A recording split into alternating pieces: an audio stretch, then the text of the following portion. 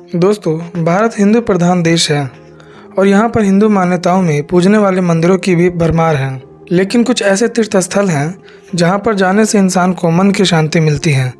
भारत में चारों धाम की यात्रा को प्रावधान दी जाती है और जो इन तीर्थों को कर लेते हैं तो उन्हें एक अलग ही मुकाम हासिल हो जाता है, या ऐसा कह सकते हैं वो ईश्वर के बहुत करीब हो जाते हैं। उन्हीं तीर्थ स्थलों में से एक है केदारनाथ की यात्रा, जो उत्तराखंड के पहाड़ों पर स्थित है। और यहाँ की मान्यता ये है कि ये मंदिर साल के 6 महीनों तक बंद है और 6 महीनों तक खुला रहता है।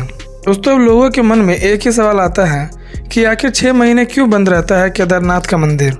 तो आज हम आपको इन्हीं सब बातों के बारे में बताने जा रहे हैं। तो चलिए दोस्तों, वीडियो को शुरू करते हैं।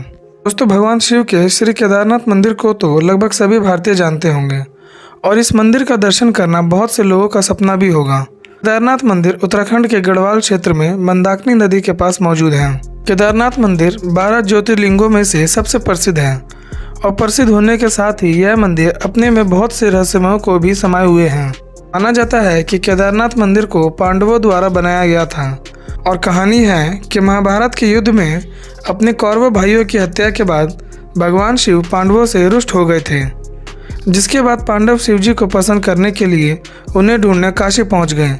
लेकिन शिवजी वहां से छुपकर केदारनाथ पहुंच गए और जब पांडव शिवजी का पीछा करते हुए केदारनाथ भी पहुंच गए तो भगवान शिव ने भैंस का रूप लेकर भैंसों के झुंड में छिप गए। पर भीम ने उन्हें भैंस के रूप में भी पहचान लिया तो शिवजी जमीन के नीचे समाने लगे, लेकिन भीम ने उनकी पूंछ पकड़ ली, जिससे भैंस का मुख नेपाल में निकला और शिवलिंग बन गया।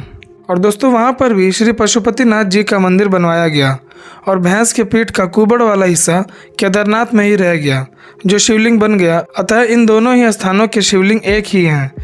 इसके बाद पांडवों ने इस शिवलिंग की पूजा की और यहाँ मंदिर का निर्माण किया।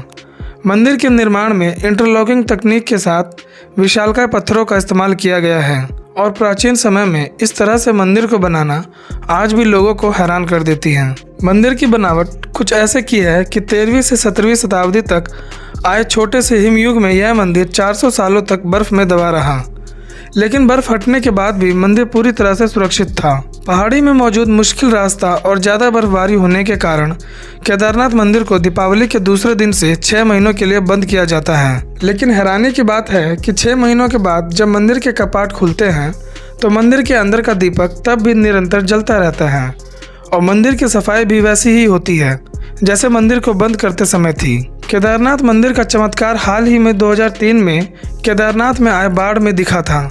यह बाढ़ इतना भयंकर था कि इसमें 10,000 के करीब लोगों की मौत हो गई थी और आसपास की सभी इमारतें बह गई थी।